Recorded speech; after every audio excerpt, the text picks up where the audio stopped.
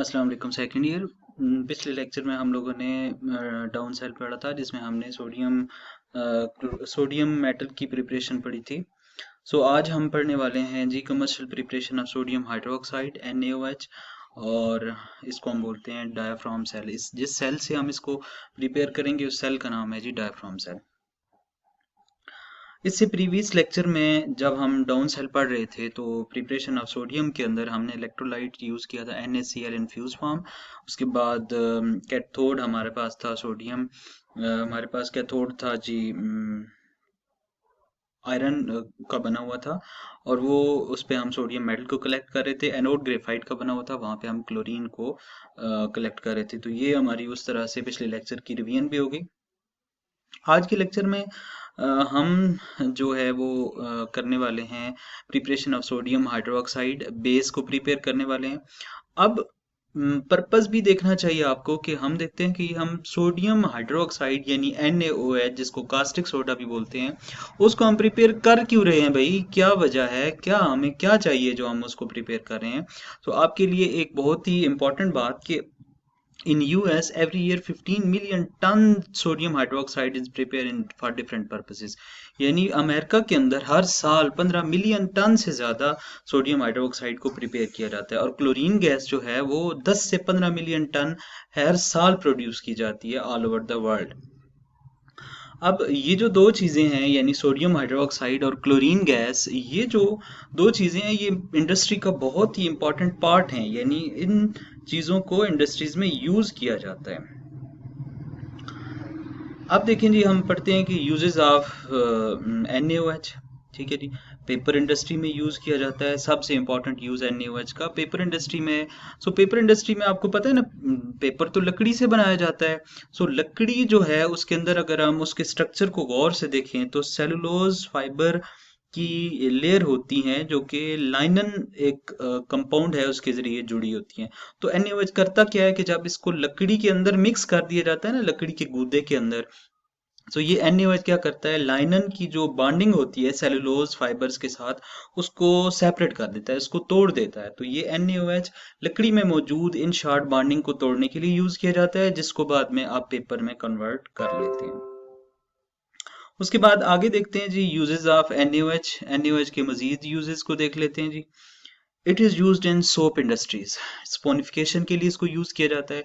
जैसे आपको पता है सोप वगैरह को बनाने के लिए फैट्स को यूज़ किया जाता है। तो फैट लिया, उसमें NaOH डाला, वो सोप में कन्वर्ट हो गया और ग्लिसरॉल में कन्वर्ट हो गया। तो ये सोप इंडस्ट्री में भी NaOH बहुत ही इंपॉर्टेंट यूज़ रखता है अपना।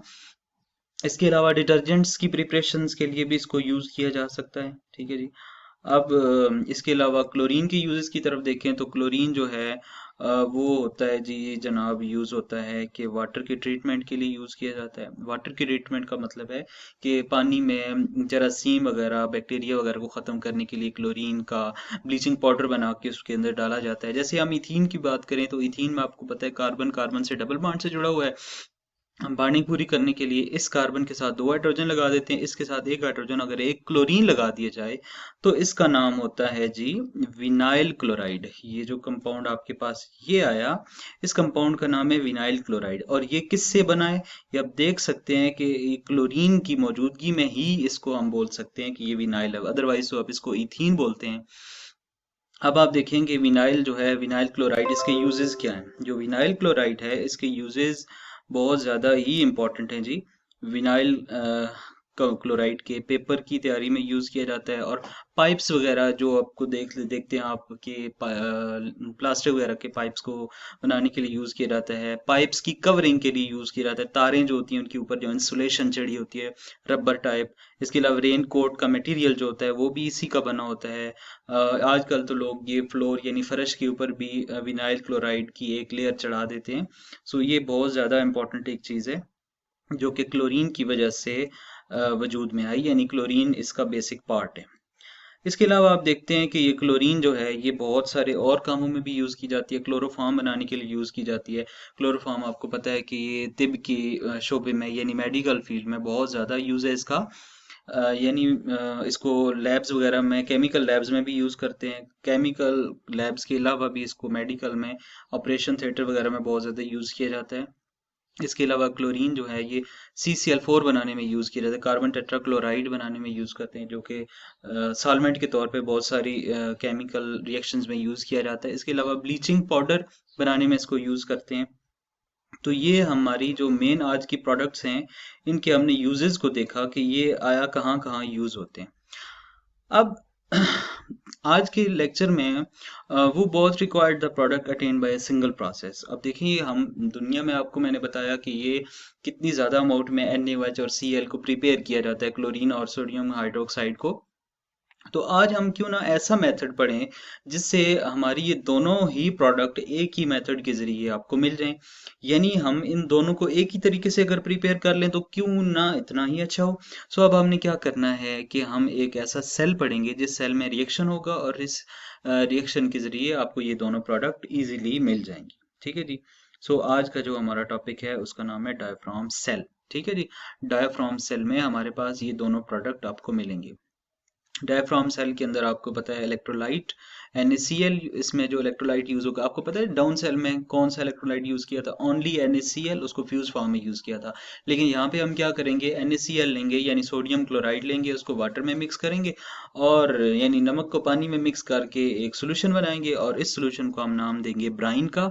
और ब्राइन सोल्यूशन को हम यूज करेंगे एज एन इलेक्ट्रोलाइट। अब सवाल ये पैदा होता है बहुत सारे स्टूडेंट्स के जहन में होगा कि ये इलेक्ट्रोलाइट क्या होता है। जनाब, इलेक्ट्रोलाइट क्या है? इलेक्ट्रोलाइट ऐसे सब्सटेंस है जो फ्यूज्ड या सॉल्यूशन फॉर्म में अपने अंदर से करंट को गुजरने दे, उसको बोलते हैं electrolyte.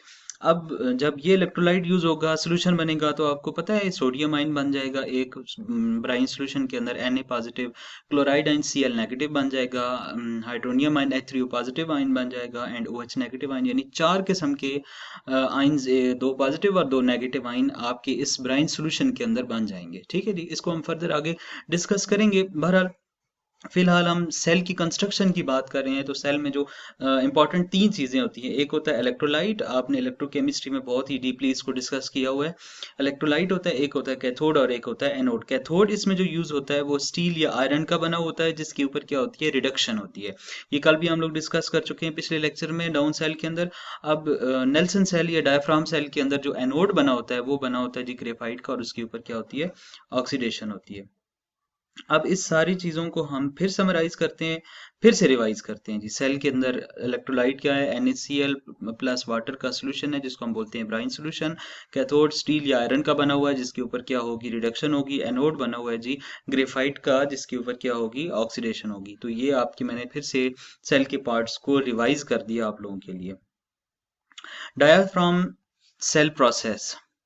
In this diaphragm cell process, the anode area is separated from the cathode area by permeable diaphragm. The brine is introduced into the anode and anode compartment and flows through the diaphragm into the cathode compartment. Diluted caustic brine then levels the cell. इसको हम further discuss करते हैं definition के अंदर। ये है जी आपका diaphragm cell या नेल्सन सेल। अब देखें जी, हमने यहाँ से हाइड्रोजन गैस तो निकलेगी बाहर। अब सेल का प्रोसेस देखें तो जरा आपने इंट्रोड्यूस कहाँ से करना है NaCl को, सबसे इंपॉर्टेंट बात आपको ये पता होनी चाहिए। ठीक है जी। ये जनाब आपके दरमियान में बना हुआ है ब्राइन सोल्यूशन, ये सारा ब्राइन सोल्यूशन से भरा हुआ है आपका सेल। ठीक है जी। तो ये दरमियान में आपको एक झिल्ली सी नजर आ रही है जो दो कंपार्टमेंट्स को सेपरेट कर रही है। एक तरफ से आप देखें क्लोरीन गैस को निकाला जा रहा है और यहाँ से आप H2 यानी हाइड्रोजन गैस को निकाला जा रहा है।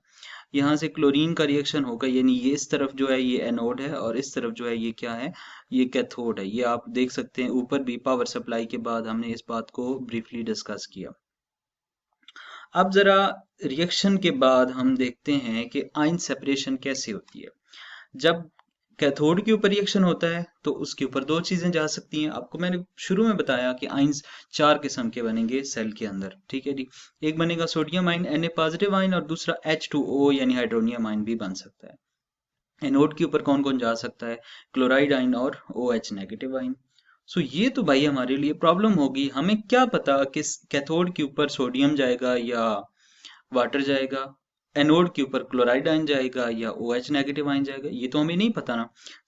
हम क्या करेंगे, हम इसको कंफ्यूज्ड होने की बजाय एक इंपॉर्टेंट सीरीज से इसको देखेंगे। वो check this by EMF series, electromotive जो फील्ड के मुताबिक सीरीज बनाई गई है, जिसमें एलिमेंट्स को उनकी रिडक्शन ऑक्सीडेशन पोटेंशियल के साथ बड़ी ही तफसील के साथ लिखा गया है, हम उसके मुताबिक देखेंगे जी। ये आपके पास है जी ईएमएफ सीरीज जी। अब जरा गौर से देखें जी। आप एक बात सबसे पहले, इसको समझने से पहले एक बात बड़े ही ध्यान से सुन लें और उसको बेशक अपनी कॉपी पे नोट कर लें और उस बात को ही बेस बनाएं। इस सीरीज के अंदर जो जो एलिमेंट सबसे नीचे होंगे, यानी जितना इस सीरीज में नीचे वाली साइड पे हम एलिमेंट्स को देखेंगे, वो उतना ही ज्यादा इजीली ऑक्सीडाइज हो सकेंगे, और कोई एलिमेंट जितना इस सीरीज में ऊपर वाली साइड पे है, उसकी रिडक्शन इतनी ही इजीली हो सकती है। यानी ऊपर वाली साइड पे जो है वो रिडक्शन इजीली करेंगे और नीचे वाले सारे ऑक्सीडेशन इजीली करेंगे। अब देखें जी, हमने देखा कि अब इस सीरीज में जरा गौर से देखें, हमारे पास जो आइंस बने हैं वो देखें जी। हमारे पास जरा कैथोड पे देख लेते हैं, सोडियम आइन है और H2O आइन है। हम जरा इस सीरीज के अंदर सोडियम को देखते हैं। देखें जी, ये तो सोडियम तो ये नीचे है जी, सबसे सेकंड लास्ट है। जरा सा ऊपर जाएं तो 4 5वें नंबर पे वाटर आ रहा है। इसका मतलब है कि रिडक्शन जो होगी कैथोड के ऊपर ये देखें, अब कैथोड के ऊपर रिडक्शन होगी तो यहाँ पे क्या है कि सोडियम आयन इजीली नहीं पहुंच पाएंगे और H2O आयन जल्दी पहुंच पाएंगे, क्योंकि मैंने बताया कि सीरीज में जो एलिमेंट ऊपर वाली साइड पे है वो इजीली करेगा रिडक्शन और नीचे वाला इजीली क्या करेगा, ऑक्सीडेशन। तो एक तो बात हमारी यहाँ पे बहुत ही क्लियरली वाज़ेह होगी कि H2O कैथोड पे जाएगा, 2 इलेक्ट्रॉन एक्सेप्ट करेगा, OH नेगेटिव बनाएगा, हाइड्रोजन गैस यहाँ से रिलीज करेगा, और जो कि हम देख चुके हैं कि हाइड्रोजन गैस किस तरह से रिलीज होती है। अब बात आ जाती है जी कि एनोड की। एनोड पे बड़ी वाजिया बात है। एनोड पे जरा देख लेते हैं कि कौन से आइंस एनोड के ऊपर पड़े हुए हैं। एनोड पे देखें कि आपके पास जाएगा क्लोराइड आइन और OH नेगेटिव आइन। जरा सीरीज में इन दोनों आइंस की पोजीशन को देख लेते हैं। आपके पास एक है जी क्लोराइड और एक है OH नेगेटिव आइन। जरा देखें जी, यहाँ से क्लोराइड आइन तो ये जी सबसे ऊपर चौथे नंबर पे पड़ा हुआ है। नीचे वाली साइड पे आए तो OH नेगेटिव आइन आपका यहाँ पे जनाब देखें देखें देखें, ये वाटर के अंदर ही OH नेगेटिव आइन मौजूद है, यहाँ भी H2O के फॉर्म में मौजूद है, और ये यानी कि ये नीचे वाली साइड पे आपका। अब एक और बड़ी इंपॉर्टेंट बात, ये H2O2 ऊपर भी पड़ा हुआ है, ठीक है जी। यहाँ पे अगर उस सीरीज के मुताबिक देखा जाए तो OH नेगेटिव आइन को ही जाना चाहिए, ठीक है, एनोड के ऊपर। लेकिन अब हम क्या देखते हैं कि ऐसा तो होता ही नहीं है। अब यहाँ पे एनोड के ऊपर according to the rule hydroxyl ion oxidizes very well as compared to the chloride ion. वो मैंने आपको बताया कि हाइड्रोक्सल आइन इजीली जा सकते हैं, दूसरे आइन नहीं जा सकते। Only hydrogen and hydroxyl ion reduce and oxidise, this is a problem, ठीक है जी। यानी एक तरफ हमने देखा कैथोड के ऊपर जाएंगे वाटर वाले आइन जाएंगे और हाइड्रोक्सल आइन जाएंगे एनोड के ऊपर, तो रिडक्शन भी उन्हीं की होगी, ऑक्सीडेशन भी उन्हीं की। सो वो यहाँ पे हम एक नया रूल अप्लाई करेंगे जिसको हम बोलते हैं कि over voltage rule. Over voltage rule में क्या है कि आपको पता है कि ये जो सीरीज बनाई गई है ना, ये बनाई गई है कि जब आप किसी भी सेल के अंदर इलेक्ट्रिकल एनर्जी यूज नहीं करते अपनी तरफ से, केमिकल एनर्जी को इलेक्ट्रिकल एनर्जी में कन्वर्ट करते हैं। जब ये सीरीज आपकी चल रही है, इस सीरीज के ऊपर ही आप अगर अप्लाई कर देते हैं ना इलेक्ट्रिसिटी, तो इलेक्ट्रिसिटी क्या करती है, इन सारे आइंस जो इसके अंदर पड़े हुए हैं उनकी जो वोल्टेज है उसको इंक्रीज कर देती है, ठीक है जी। उनकी जो ऑक्सीडेशन रिडक्शन पोटेंशियल है उसको इंक्रीज कर देती है। So chloride ion will go on the anode, यानी यहाँ पे क्लोराइड आइन जाएंगे एनोड के ऊपर, इलेक्ट्रॉन यहाँ पे दे देंगे।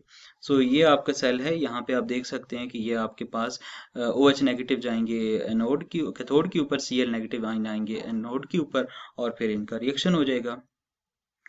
अब जरा फिर देखें जी, इस पूरे प्रोसेस के नतीजे में हमारे पास NaOH बनेगा 11%, NaCl बनेगा 16% और H वाटर बनेगा 73%।